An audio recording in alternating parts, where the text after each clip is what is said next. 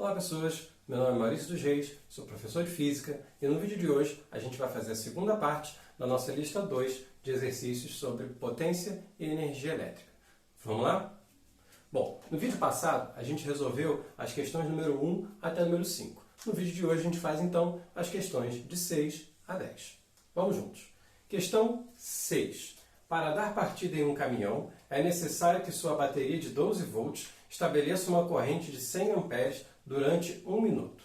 A energia em joules fornecida pela bateria corresponde a... Bom, primeira coisa que eu quero que vocês notem é que a gente vai ter que calcular a energia. Essa é a questão 6. A gente vai ter que calcular a energia, mas a gente quer essa energia medida em joules. Então vamos lá. Vamos anotar os dados do problema. É necessário uma bateria de 12 volts. Então a tensão elétrica ali é 12 volts. Você vai ter uma corrente elétrica de 100 amperes. E ela vai se estabelecer durante 1 minuto. 1 minuto. Ok? E aí quer saber a energia, mas não é a energia do modo que a gente está acostumado a calcular para a energia elétrica, que é comparar com a conta de luz e calcular a energia elétrica em kWh. Quer saber a energia em alguma coisa? Joules.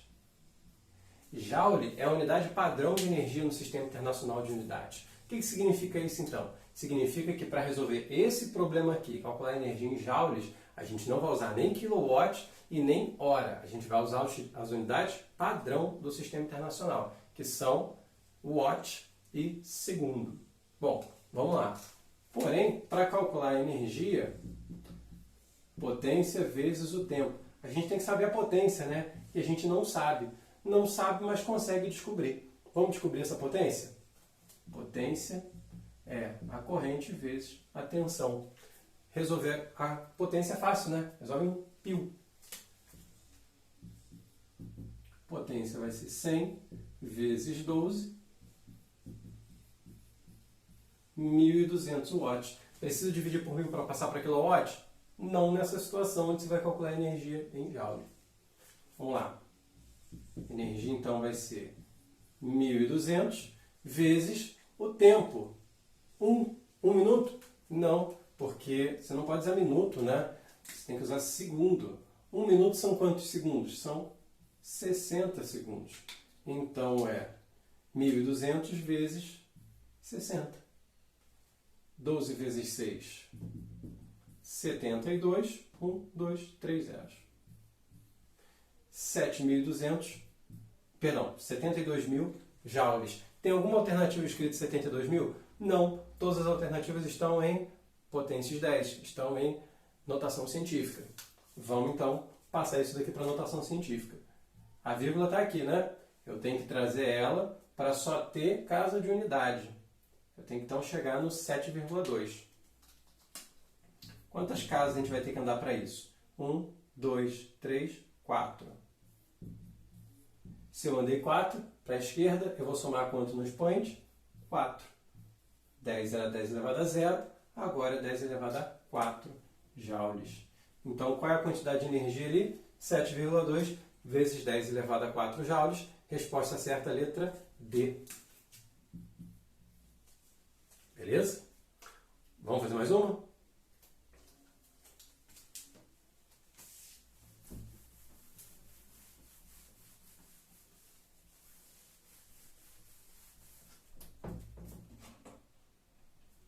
A próxima questão é uma questão do Enem. É a questão número 7. A energia elétrica consumida nas residências é medida em kWh por meio de um relógio medidor de consumo. Nesse relógio, da direita para a esquerda, tem-se o ponteiro da unidade, da dezena, da centena e do milhar. Se o ponteiro estiver entre dois números, considera-se o último número ultrapassado pelo ponteiro. Suponha que as medidas indicadas nos esquemas seguintes tenham sido feitas em uma cidade em que o preço do kWh fosse 20 centavos. E aí está a leitura. O valor a ser pago pelo consumo de energia elétrica registrado seria D. Então, a primeira coisa que a gente vai fazer é olhar para esse relógio medidor aí e ver quais valores ele mede na leitura atual e na leitura do mês passado, né?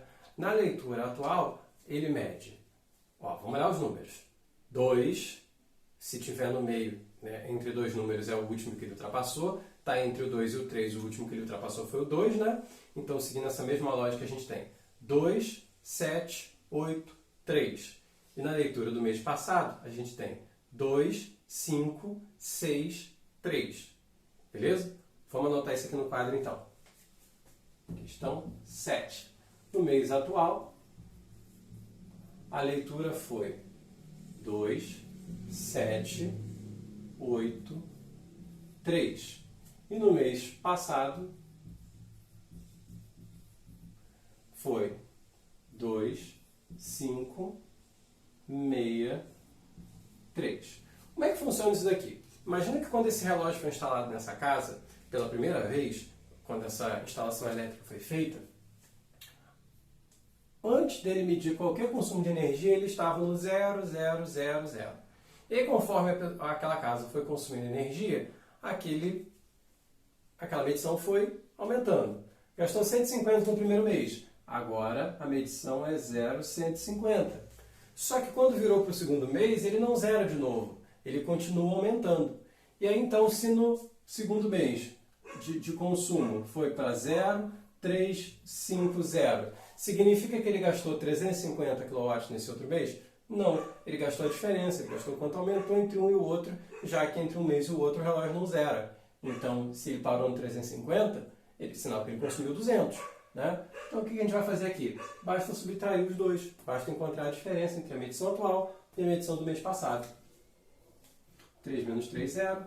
8 menos 6, 2. 7 menos 5, 2. 2 menos 2, 0. Então, qual foi o consumo de energia medido por esse aparelho? 220 kWh. E se cada kWh custa 20 centavos, quanto foi que ele gastou no final das contas? Isso daqui, 220 vezes 20 centavos, que dá R$44. Resposta certa, então, letra E.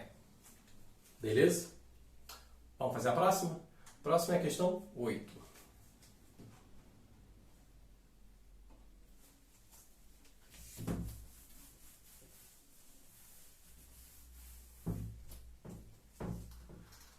Questão 8. Entre as inúmeras recomendações dadas para a economia de energia elétrica em uma residência, destacamos as seguintes. Substitua lâmpadas incandescentes por fluorescentes compactas.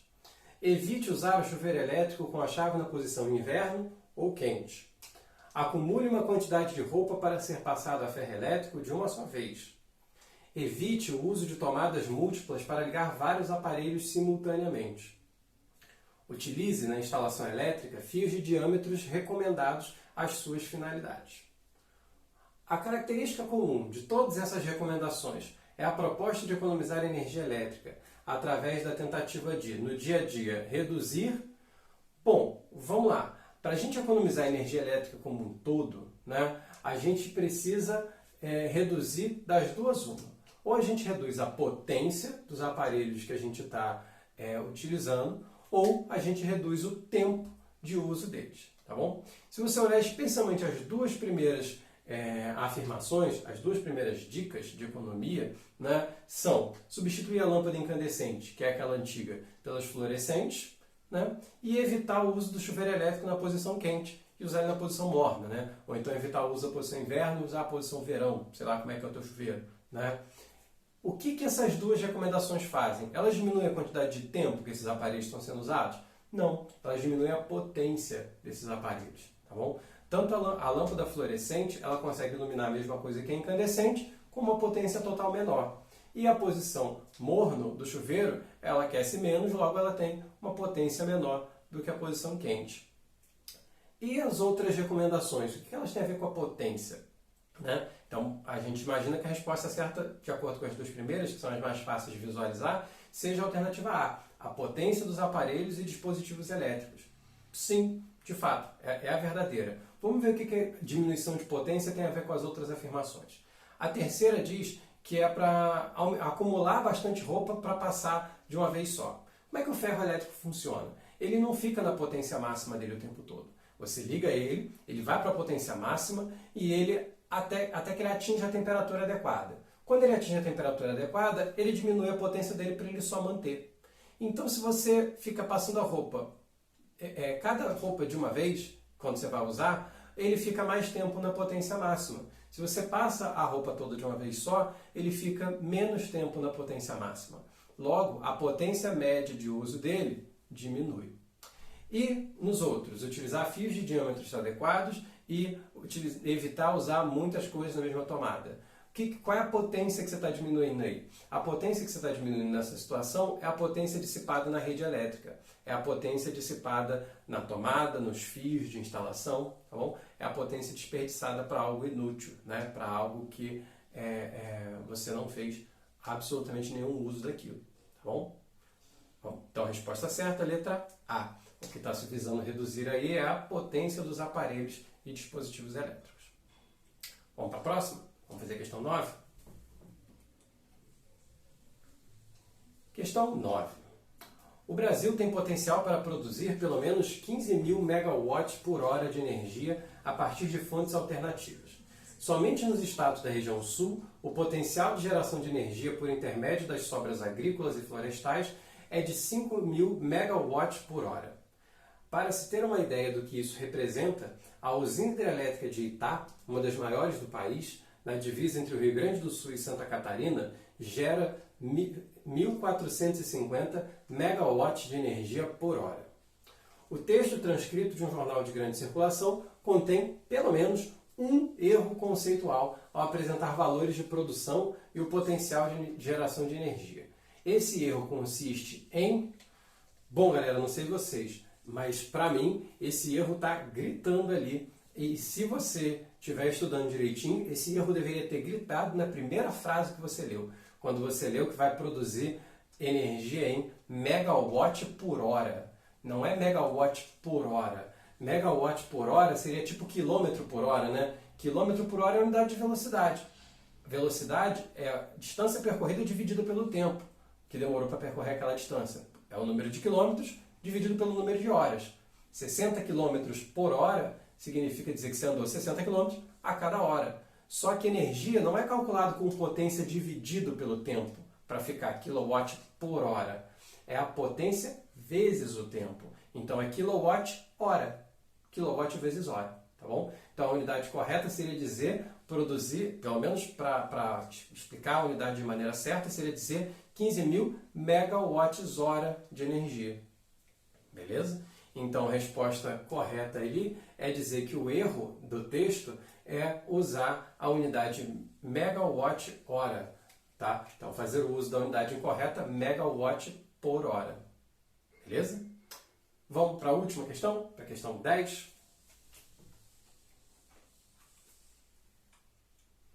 A questão 10 é assim, ó.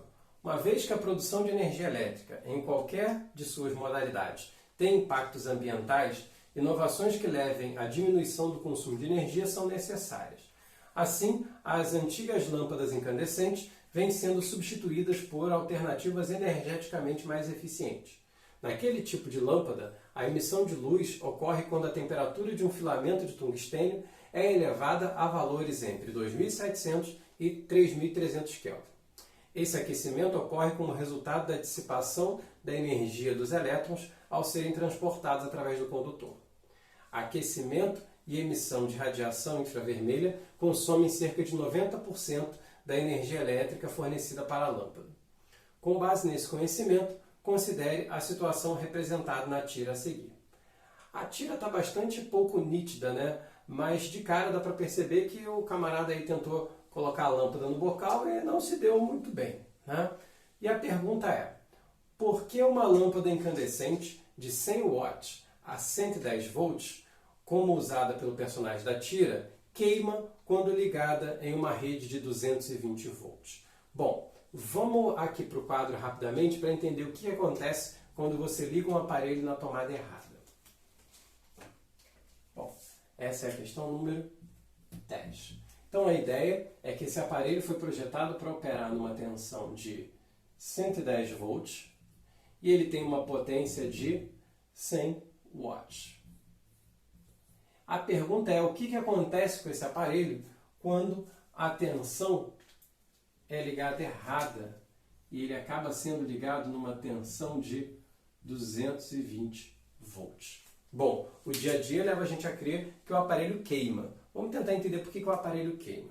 O aparelho queima porque quando ele é ligado numa tensão muito maior, o que vai acontecer é que a potência dele vai aumentar. Tá bom? Vamos ver o quanto a potência dele vai aumentar? Vamos lá. Potência, como a gente está acostumado a fazer cotidianamente, em função da eletrodinâmica, é π. Corrente vezes tensão. Analisar olhando dessa forma não é o mais adequado para visualizar o que está acontecendo. Por quê? Porque, vou dizer assim, se a tensão aumenta, se a tensão dobrou, vai fazer a potência dobrar também. Mas isso não é necessariamente verdade. Por quê? Porque se a potência aumenta, a corrente aumenta junto, tá bom? Então você está tendo duas variáveis mudando ao mesmo tempo. Vai ficar mais difícil interpretar usando essa fórmula. Qual é a melhor equação que a gente tem para interpretar esse problema, então? A equação que coloca a potência em função da resistência.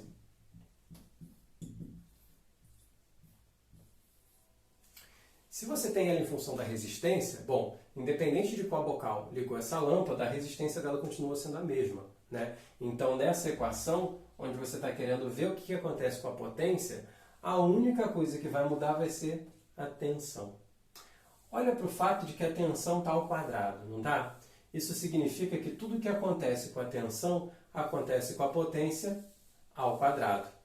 Bom, se a tensão dobrou, então, tensão, o que aconteceu com ela foi multiplicar por 2. O que vai acontecer com a potência é isso ao quadrado. 2 ao quadrado é 4. Então, a potência vai multiplicar por 4.